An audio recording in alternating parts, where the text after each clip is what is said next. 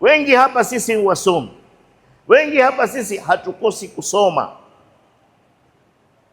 wengi hapa sisi haukosi kusikiza habari, wengi hapa katika sisi haukosi kufuatilia mitandao ya sema nini, siasa za zungumza nini, mpira wasemaje, nchi za nje za zungumza vipi. Lakini je, ni wangapi katika sisi kwenye mitandao hii, kwenye vitabu hivi tunavyovisoma, kwenye masimu haya tunayoyatumia, mbona hatujawahi kumtafuta Rasul sallallahu alaihi wasallam ukasoma sira yake?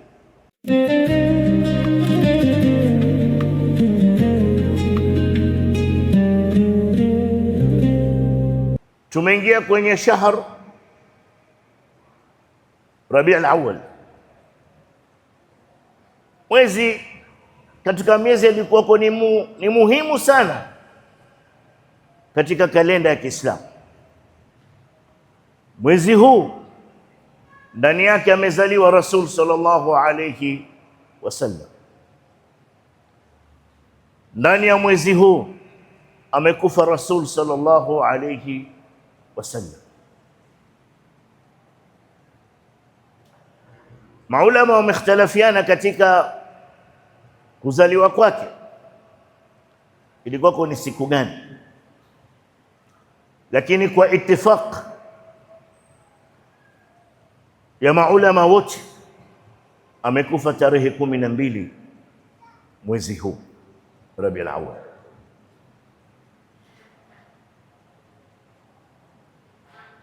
Hatuna budi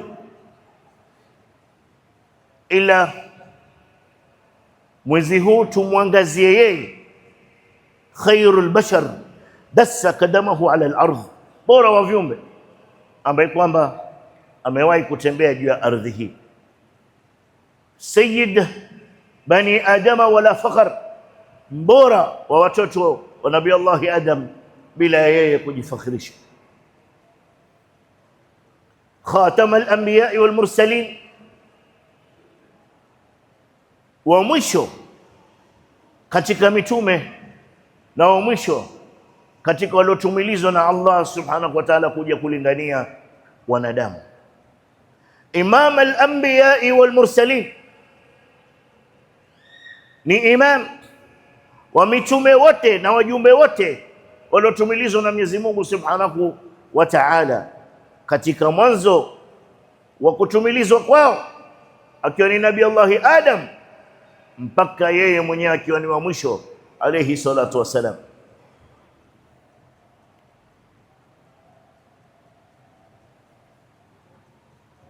Maudhui yetu ya leo, ningependa kila mmoja wetu ajitathmini nafsi yake na huyu kiumbe ambaye kwamba ametumilizwa kwetu ili awe ni mfano kwetu sisi. Kwa mujibu wa hisabu ya kuwa alikufa tarehe 12 ambayo maulama wote wameitafikiana, ukirudi kwenye tarikh, ukirudi kwenye siyar, ukirudi kwenye sira ya Mtume sallallahu alaihi wasallam, unapata inakuelezea siku 10 kabla ya kufa Mtume kulitokea nini, siku 7 kabla ya kufa Mtume kumetokea nini. Yani inakueleza matukio ya yale masiku mpaka Rasul sallallahu alaihi wasallam kaondoka duniani. Kwa Rabiul Awwal tarehe 12, leo ni siku 5 kabla ya kufa Rasul sallallahu alayhi wasallam.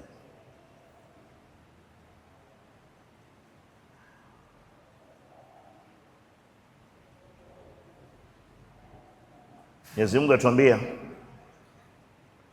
laqad kana lakum fi rasulillahi uswatun hasana, lam alqasam, ama kwa hakika imekuwa kwenu nyinyi kwenye huyu mtume mfano mwema. uswatun hasana, mfano bora, mfano wa kuiga. Nani? Mtume sallallahu alaihi wasallam. Ujio wake kama mtume, kuishi kwake kama mtume, vile alivyokuwako kama mwanadamu, ni mfano bora kwetu sisi wa kuiga. Jiulize wewe leo ulipoketi, jiulize wewe ambaye kwamba wanisikia, jiulize wewe ambaye kwamba utaniona kwenye klipu hii baadaye kwa sababu ya rekodiwa. Je, wewe umefanana kwa kiasi gani na Mtume sallallahu alaihi wasallam? Uwe mume uwe mke, kwa sababu huyu ni mtume kwa wake na waume. Huyu ni mtume wa ajabu, ni mtume kwa thakalain, ni mtume kwa wanadamu na kwa majini. Labda hili litakokugeni kwa wengine. Rasul sallallahu alaihi wasallam ni mtume kwa wanadamu na pia ni mtume kwa majini. Na ukirudi ukisoma suratul Jin, unapata wenyewe wanauliza, wenyewe wanaambiana kuhusu Rasul sallallahu alaihi wasallam na wanakubali Uislamu. Ukenda zako Makka, kuna msikiti waitwa Masjid al-Jin, sehemu ambapo kwamba Rasul sallallahu alaihi wasallam alikutana na majini, akawaeleza kuhusu risala yake na wakawa ni wenye kumwamini. Sasa huyu kiumbe, huyu mtume, huyu mjumbe, huyu Rasul, huyu nabii ameaminiwa mpaka na majini. Mimi na wewe ambao kama ni jinsi moja na yeye, mbona sisi tumeshindwa kuwa na imani naye kama vile inavyopasa? Mbona sisi tumeshindwa kumuiga kwenye tabia na akhlaki? Na Rasul ni mfano kwenye nyanja zote za maisha. Rasul ni mfano kwenye nyanja zote za maisha. Swali ni wewe utamwiga, utajitahidi kumwiga kwa kiasi gani?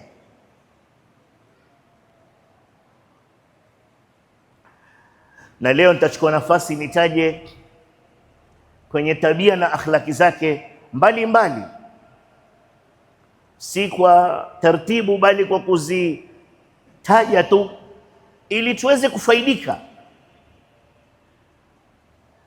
ili tuweze kuidhika, tupate mawaidha, ili tuweze kujibadili, tumsome tuwe kama yeye. Wengi hapa sisi wasomi, wengi hapa sisi hatukosi kusoma, wengi hapa sisi haukosi kusikiza habari, wengi hapa katika sisi haukosi kufuatilia mitandao ya sema nini, siasa za zungumza nini, mpira wasemaje, nchi za nje za zungumza vipi. Lakini je, ni wangapi katika sisi kwenye mitandao hii, kwenye vitabu hivi tunavyovisoma, kwenye masimu haya tunayoyatumia, mbona hatujawahi kumtafuta Rasul sallallahu alaihi wasallam ukasoma sira yake, maisha yake, ili upate kuishi kama yeye? Kwa sababu yeye ni mfano bora wa kuiga. Na kama wewe humuigi Mtume sallallahu alaihi wasallam, wewe utamuiga nani? Na kwa sababu ya kutokumjua na kumfahamu Rasul sallallahu alaihi wasallam, ndio pata leo sisi twaiga watu tofauti.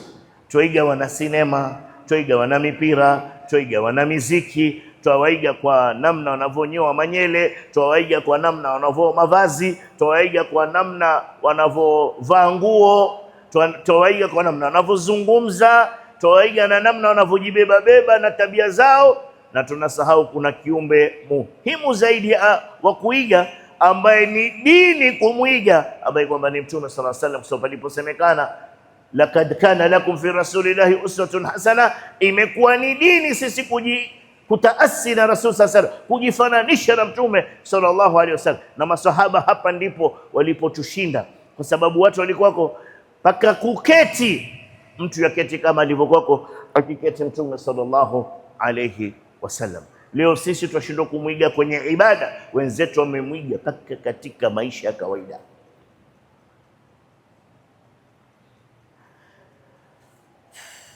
Nianze wapi? Makka al-Mukarrama, mwanamke mtu mzima amebeba mzigo, Rasul sallallahu alaihi wasallam ndo katika mwanzo wa risala yake, mwanzo ametumilizwa, amekamwambia yule ajuza, naomba nikusaidie. Ajuza akamwambia, na wewe ni mtoto mzuri sana, umetaka kunisaidia? Rasul akambebea ule mzigo, ulikuwa kusemekana ni mzigo wa kuni.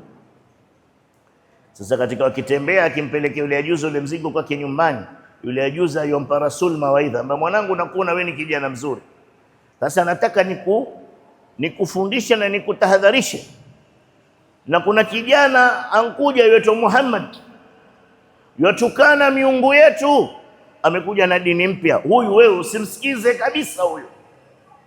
Asa kaendelea kwenye safari ile akimwelekeza na kimnasihi mpaka akafika. Kisha alipofika yule ajuza akataka kumjua huyo ambaye kwamba amemsaidia nani, kijana mwenye tabia na akhlaki nzuri. Rasul akamwambia, mimi ndo huyo Muhammad uloni tahadharisha naye. Yule mama akawa ni mwenye kushtuka, kushangaa na kustaajabu, na hili tukio likawa ni sababu ya mama huyu kuingia kwenye Uislamu.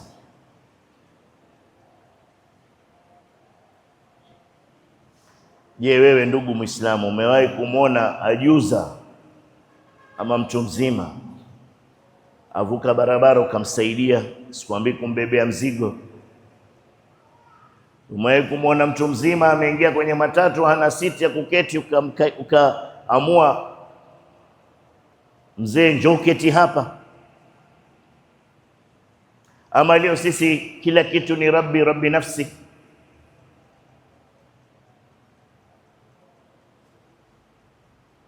Sisi tuwaonea huruma watu wazima kama alivyoonea huruma watu wazima Rasul sallallahu alaihi wasallam.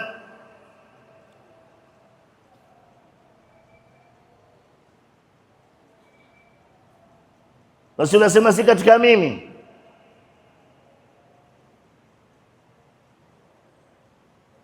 katika mimi ambaye kwamba hata muheshimu mtu mzima na hata muonea huruma mtoto.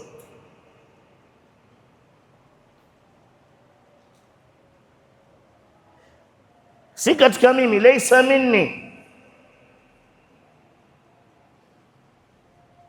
Je, sisi tuna huruma na watu wazima? Nauliza, ambaye hakuhusu.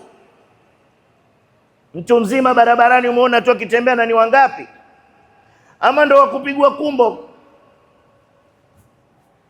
ama ndo wakudhalilishwa, wakutukanwa, wakwamba wewe ajuza, tuchafulia barabara, tujazia barabara, pumzika nyumbani, watuletea zahma barabarani.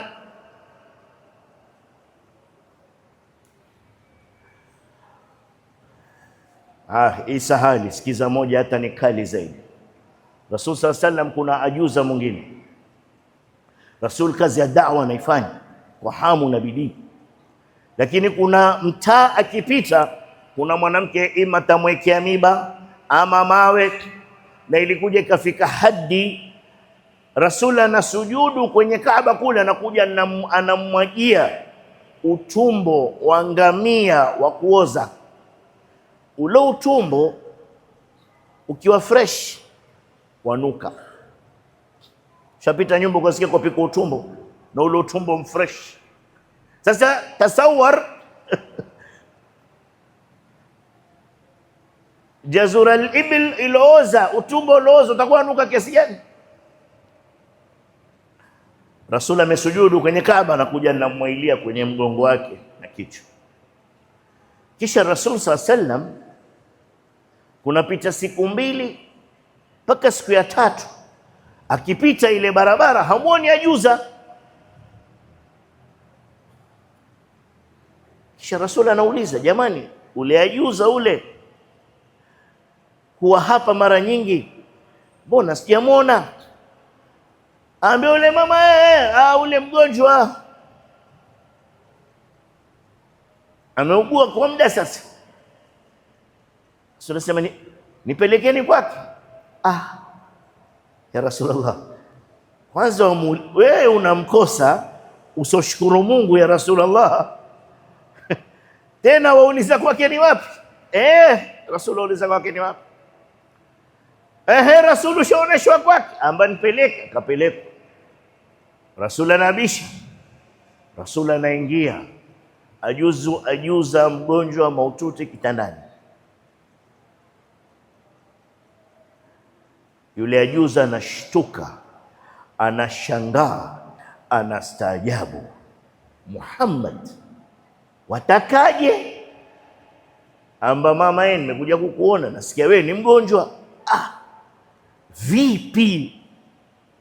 Ule mama yani, na yote nilokufanyia umenikosa barabarani, usoshukuru Mungu wewe, waje kunifanyia iada, waje kunitembelea katika ugonjwa wangu. Mama ameshindwa kuhimili, anatamka ashhadu an la ilaha illa Allah wa annaka rasulullah. Ama kweli hakuna mola apasaye kuabudiwa kwa haki, na wewe Muhammad ni mjumbe wake. Mama nakufa Muislamu, hajaswali swala moja. Huyu ndo Rasul sallallahu alayhi wasallam, akhui alkarim. Wewe ukitukanwa unarudisha. Amjaona siku hizi watu, mtu mtandaoni anazungumza anajibiwa, watu wanatukanana kwenye mtandao siku hizi. Mtu hayumo, unatukana kwa mtandao na wewe unajibu kwa mtandao, maelfu wanaona, mamilioni wanaona, inatembea. Rasul anatukanwa, anaekiwa miba, anaekiwa mawe, anamwailiwa utumbo wa kuoza, na Rasul bado anakwenda kumtafuta yule ambaye kwamba amemfanyia madhila kama yale. Lakad kana lakum fi rasulillahi uswatun hasana. Huyu ndo mtume wetu sallallahu alaihi wasallam. Akhi alkarim, ndugu Muislamu, wewe umefanana naye kwa kiasi hichi? Wewe umefanana naye kwa kiasi hiki mara ngapi?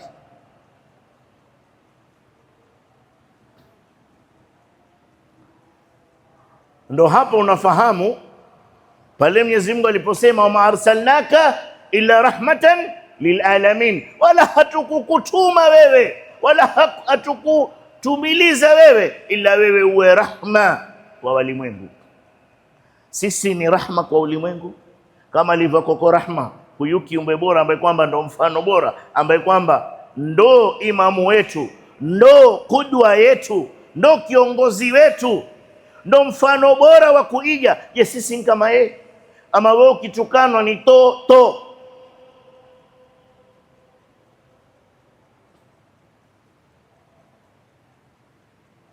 leo wewe ni ngumi mtu, leo wajulikaniwa kwa salitatul lisan, kwa wewe una ulimi mkali wa kutukana. Leo kuna watu wajulikana, yule ana mdomo, yule sifa, fulani yule ana ulimi, yule yule ana mdomo, yule yatukana, yule abakishi mtu, yule kwa kusuta, yule. Hiyo ndo sifa yako wewe. Wamwiga nani ya akhuil karim? Na huyu Mtume sallallahu alaihi wasallam ana haki ya kurudisha, kwa sababu anatukanwa kwa ajili ya dini, kwa ajili ya Mwenyezi Mungu, lakini anakuwa ni mfano bora mpaka watu wanasilimu. Ndo leo mtu hapa hii twaishi na wasiokuwa Waislamu lakini hawaja silimu, ni majirani zetu miaka 20, lakini hawaja silimu kwa sababu hawajaona tofauti baina ya Salimu, Selemani, Abubakar, Omari, Abdallah na James na Joni na George na Michael. Hawajaona. Tumejaa na Masofia, kina Mariamu, Fatuma, Siti na Mwanakombo, lakini hawajaweza kuwasilimisha kina Jeni, Mary, Susan, Wairimu. Kwa sababu gani? Na kina Kadzo hawajaweza kusilimu. kwa sababu Kadzo, Jeni, Wairimu hajaona tofauti ya yeye na wewe Salima na Fatuma na Aisha. Hajaona tofauti. Tofauti ni ile buibui tu, na wewe buibui ndivyo unavyotaka. Lakini kusengenya sote tumo, kutukana sote tumo, utapeli sote tumo, urongo sote tumo, roho mbaya sote tumo, ujirani mbaya sote tumo, anasa sote tumo, uraibu sote tumo. Sasa sisi tofauti nini? Kwa nini mtu asilimu? Na kila kitu hicho kinachopatikana hapa kwetu sisi Waislamu ndio chapatikana kwa wao kwa Waislamu. Wasilimu nini sasa?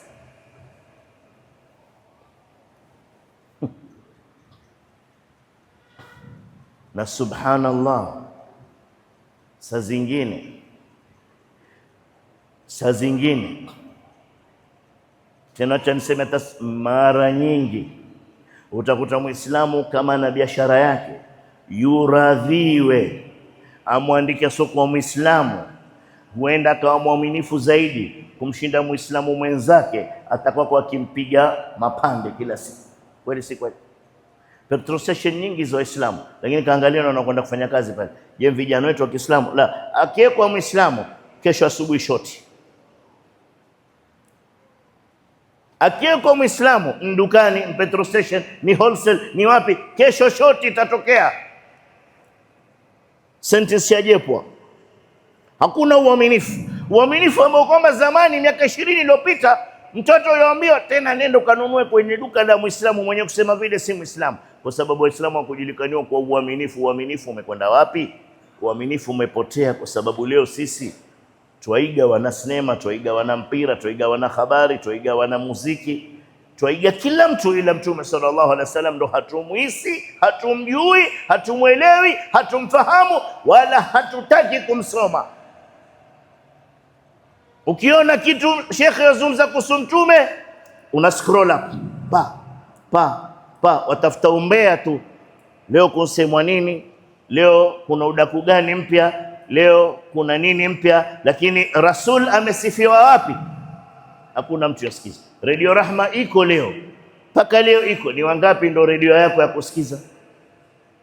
Labda patakapowekwa zawadi ndo utakuta twachangamka nayo, na kama kuna zawadi hakuna mtu ataka kusikiza, ilhali ni radio ya Kiislamu. Madhaidha yazungumzwa pale, kwa zungumzwa qala Allah qala Rasul. Lakini ni wangapi Radio Rahma atawaijua ni namba ngapi? Lakini kina hizi zingine hizi sijui nini radio za majabu ndio radio zetu tutazisikiza. Hatuna time na dini sisi, hatuna time na dini, hatuna time na Mwenyezi Mungu, hatuna time na kumjua Mtume. Kisha wewe wataka Mwenyezi Mungu awe na time na sisi? Wapi kwa wapi?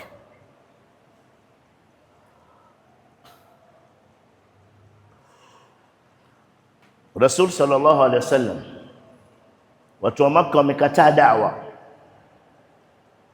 hawataki kumsikiza Rasul. Anasema acha nikajaribu kijiji cha Taif, asa watanisikiza. Kama sijakosea anakwenda na Ammar ibn Yasir.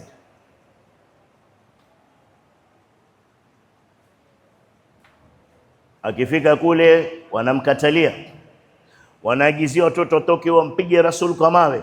Si kwa mawe tu shekhe, marando. Rasul anapigwa na mawe shekhe, paka viatu vinaroa maji. Uso inabidi vile huwa twafuta jasho, Rasul anafuta damu. Jibril anashuka chini na malaikatul jibal. Jibril anakuja na malaika wa milima ambaye kwamba yasimamia milima, anamwambia ya Rasulullah, huyu mursal min kibali rabbik, huyu malaika ni malaikatul jibal, ametumwa kwa kutoka kwa Mwenyezi Mungu Subhanahu wa Ta'ala. Wa haya watu wa Taif walokutenda wewe. Taif iko baina ya milima miwili.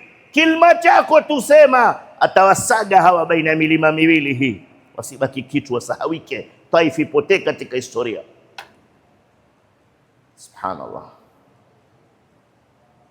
Anasema nini Al-Mustafa alayhi salatu wassalam? Asema la, sifanye la'alla Allahu yukhrija min aslabihim man yaqulu la ilaha illa Allah Muhammadur Rasulullah. Ya salam. Asema la, asifanye, toa amri. Asema huenda Mwenyezi Mungu akatoa kutoka kwa vizazi vyao hawa watakaokuja kusema la ilaha illa Allah Muhammadur Rasulullah haqqan ya Rasulullah. Imetokea kwenye vita, baada ya vita vya Hunain, 5,000 katika watu wa Taif wameingia kwenye dini kwa mpigo mmoja, tasdiqan liduai Rasul sallallahu alaihi wasallam aliyoomba. Mimi na wewe da'wa ikichacha hapa huwa tufanya nini? Hii labda tuseme sisi mashekhe, mara nyingi mashekhe wanatukanwa mitandaoni, hamjaona nyinyi? Tena unatukanwa na sufaha, watu ambao kwamba hawana akili, watu wa dini hawana. Na siku moja nilikuwa naangalia comment mali kwenye TikTok, jamaa ameandika pale chini, ile TikTok ilikuwa inarekodia, huyo shekhe hana akili. Anaini check sema huyo shekhe hana akili. Watu sawa. Wallahi ameni nilicheka niliona ile comment. Wewe mtasimama juu ya mimbar hana akili shekhe, subhanallah. Yaani hivi nyote hapa masikiza mtu ambaye ana akili, ingia akili ni kweli, lakini ndo kawaida. Maneno haya kwanza kuambiwa sisi, ameambiwa Mtume sallallahu alaihi wasallam sahir wa majnun, ameitwa mchawi, ameitwa mwendazimu, mambo kawaida. Lazima subra, lazima subra. Wewe unamlingania mtu haki anakutukana, wewe unamlingania mtu haki anakuangalilia time hapa. Lau kuna watu hapa waweza kuniambia si anatumia salamu ya wewe mawaidha mara moja kwa wiki, wewe mwenyewe kuja kuchelewa na wewe ndio una haraka, ni mayonaje wewe? Subhanallah. Hapa tusema qala Allah qala Rasul, watu wana haraka kwenda kula, si kweli jamaa? Lazima sasa hii nafasi uwe na subra na wanadamu. Ama nyinyi mwajua tuweza amua khutba dakika 5. Tuko na msikiti wa jamaa zetu wa Kihindi wale Naqshbandi, khutba ni dakika 5 uko hii njia ya kwenda biashara street, mwajua pale Haji Sak wanauza vitabu pale, si ndio? Haji Sak wale wana Darul wana ile institute ya maarif hapa. Ukaenda mbele hivi kwa zimamoto pale, zimamoto hii Haji Sak hapa, hii barabara ienda Marembo, hii barabara ya kutokeza Kaloleni, pana msikiti pale, sio tu masjidin. Khutba Ijumaa dakika 5, siwaambii kuambiwa, nimekwenda nikaswali mimi mwenyewe. Imamu hainuki mpaka dakika 7, baada dakika 5 yainuka, asoma hindi, yotoa aya moja, hadithi moja, hazina tafsiri, yoketi, yoinuka, yomsalia Mtume, atia dua, twaswali. Mwataka hivyo twendeni? Nani amefa? Sasa wewe wazungumza Kiarabu, au unaozungumzia hawazijui ni aya umesoma ama ni hadithi umeisoma. Tuweza kwenda hivyo jamaa? Sababu imamu atia siku, imamu si alipo mshahara, yeye bora sha swalisha Ijumaa. Mwataka twende hivyo jamaa?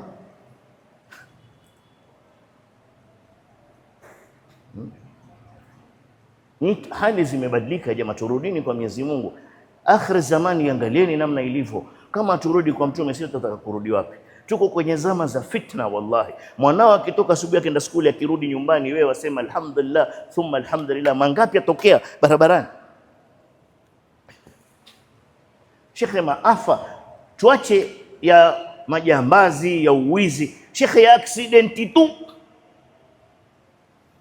majanga ya kikawaida haya. Sasa wewe kama hujamfuata Mtume, ukamwelewa Mtume, ukamsoma Mtume, ametufundisha tukiamka tufanye nini, Wewe wajua sisi kama Waislamu tuna mapungufu mangapi? Ni wangapi hapo walivyoamka asubuhi umesema alhamdulillahi alladhi ahyana ba'da amatana wa ilayhi nushur? Rasul hajiamki.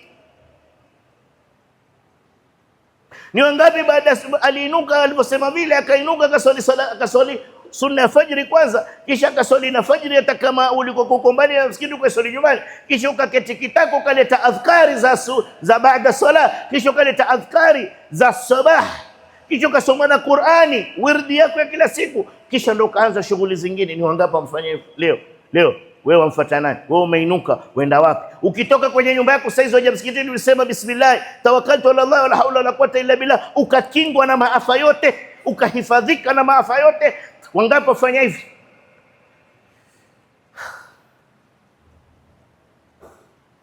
Ama tajitokea tu ulipoingia msikitini umeingia na mguu wa kushoto wa kulia na ukasema Allahumma iftah li abwaba rahmatik bismillah. Ulipokwenda chooni ulisema Allahumma inna dhubika min al-khubuth wal-khaba'ith. Ulipotoka tumfundisha tuseme ghufranaka Allahumma alhamdulillahi alladhi adhhaba anna al-adha wa afan. Hizi dua ninazosoma hapa twazijua. Kama hatuzijui, kwa nini hatuzijui? Na hizi ndo adhkari za kutulinda sisi. Hivi ndivyo Mtume sasa alikuja kufanya. Tukisema mfuate Mtume tunamaanisha ujifunze hizi. Na usiniambie Kiarabu lugha ngumu, manake hapa mtopa vijana wetu wazungumza Kijerumani, wazungumza Kispanyola, wazungumza Kitaliani, wazungumza Kifaransa na ameijua bichi. Usiniambie Kiarabu itakuwa ngumu kwako. Kwanza wallahi hakuna lugha sahali kama Kiarabu, kwa sababu Kiarabu wasoma maneno yote. Kifaransa nzaza kama sava yaandiko comment vous, ile ukisikia kama sava ile ni comment vous. Kiarabu كيف حالك السلام عليكم سهل. Hakuna lugha mtihani kama Kifaransa. Watoto wetu shekhe kule bichi wazungumza. Hakuna lugha mtihani kama Kispanyola. Watoto wetu wazungumza Kispanyola. Mimi na nephew ni mtoto wa kazini yangu, azungumza Kifaransa na Kitaliani na hakwenda college. Alikuwa afanya kazi African Safari Club, akaokota hizo lugha na nazungumza na Kijerumani. Hivi uko nje, kazi anayofanya ni kwa sababu anazungumza hizi lugha tatu. Azungumza Kispanish, Kifrenchi, Kifaransa na Kijerumani. Na hakujifunza koleji ya mwanadamu. Sasa kwa nini ukose kujua Kiarabu na hizi lugha zote wewe wazijua? Ni kutaka na kutokutaka. Ni kutaka na kutokutaka. Kwa sababu haya umeonea muhimu, ya dini hujaonea muhimu. Si kama naeleweka?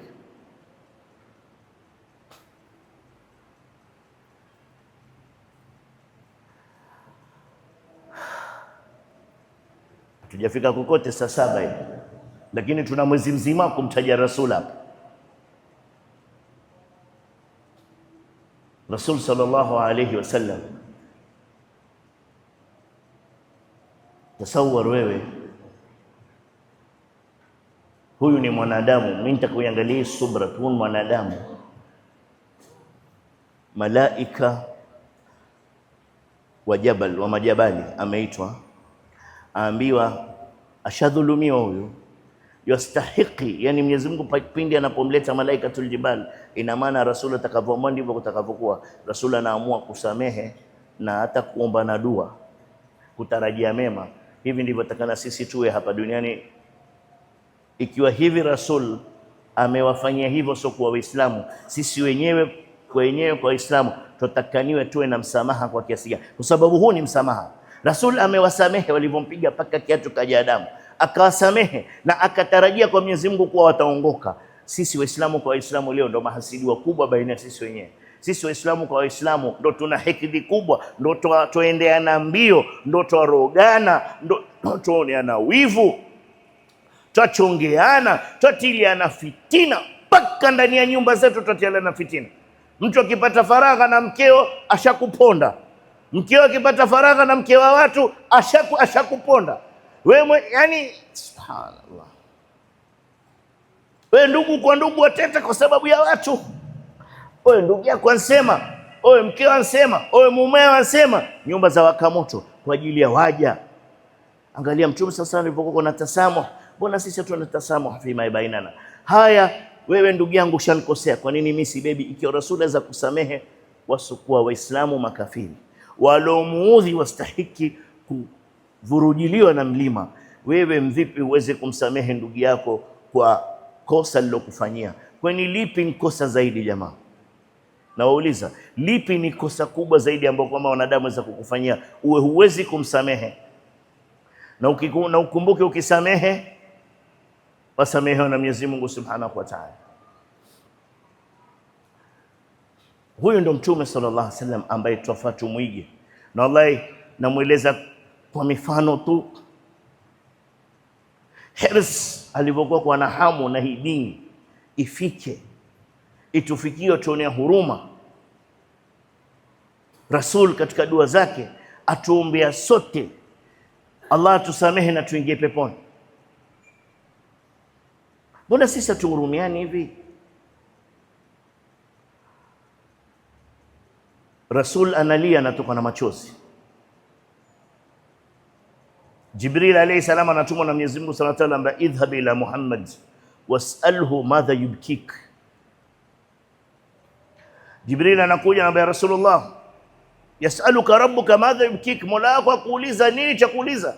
Na Mwenyezi Mungu akiuliza si ati kuwa hajui, bal huwa a'lamu bima yubki, yeye ni mjuzi wa ile kwamba anamliza. Rasul sallallahu alayhi wasallam anamwambia ummati, umma wangu watakaokosa watakwenda kuchomwa.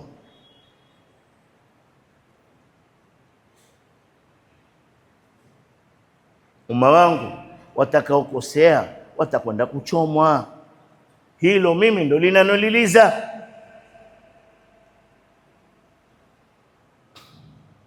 Jibril anarudi anamwambia Mwenyezi Mungu Subhanahu wa Ta'ala, anambia rudi, kamwambia sofa nurdhik ya Muhammad, sofa nurdhik, sofa nurdhik.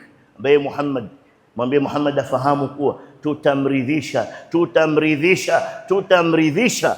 Na ndo ile ambayo kwamba sikia kwenye يوم القيامة Rasul sallallahu alaihi wasallam atafanya shifaa, aingie motoni akitoa watu wenye chembe ya punje ya imani, wenye chembe ya dirham ya imani, wenye chembe ya nusu dirham ya imani, mpaka chembe ya punje. Mwisho atatoa mpaka yule ambaye kwamba ana la ilaha illa Allah peke yake, yani hana lingine ila Uislamu. Na ndio maana huwa tuambiana hapa, kosea utakavyokosea na si ati ruhusa, lakini usimshirikishe Mwenyezi Mungu Subhanahu wa Ta'ala, kwa sababu hii la ilaha illa Allah wallahi ni kubwa zaidi ya vile wewe unafahamu. Na itakuwa ni vipi? Kwa sababu itachukuliwa la ilaha illa Allah Muhammadur Rasulullah, kalimatu tauhid, iwekwe kwenye mizani, ziwekwe wewe na dhambi zako na nini, la ilaha illa Allah inue mizani uende peponi. Yani si ati mimi nakupa ruhusa, nakwambia kosea utakavyokosea, wala si ruhusa mimi nakupa fanya dhambi utakavyofanya dhambi, wala sikupi ruhusa, lakini usije ukatenda dhambi inaitwa shirki. Wanadamu hukosa, wanadamu huteleza wakafanya dhambi, wanadamu huteleza wakamuasi Mwenyezi Mungu Subhanahu wa Ta'ala, lakini sijaliwe kuteleza kwako ni kwa kumshirikisha Mwenyezi Mungu Subhanahu wa Ta'ala. Hili kuwa na tahadhari nalo, kwa sababu kama utamshirikisha Mwenyezi Mungu Subhanahu wa Ta'ala hautaingia katika shafaa ya Rasul sallallahu alaihi wasallam ya aina yoyote, kwa sababu wa mwisho kutolewa motoni ni yule ambaye kwamba fi qalbihi hana amali njema hata moja, lakini alikuwa ni la ilaha illa Allah Muhammad Rasulullah, Muislam, na hiyo yatosha kumuingiza peponi. Kwa haya machache, Mwenyezi Mungu tujalie min alladhina yastami'una alqawla wa yattabi'una ahsana.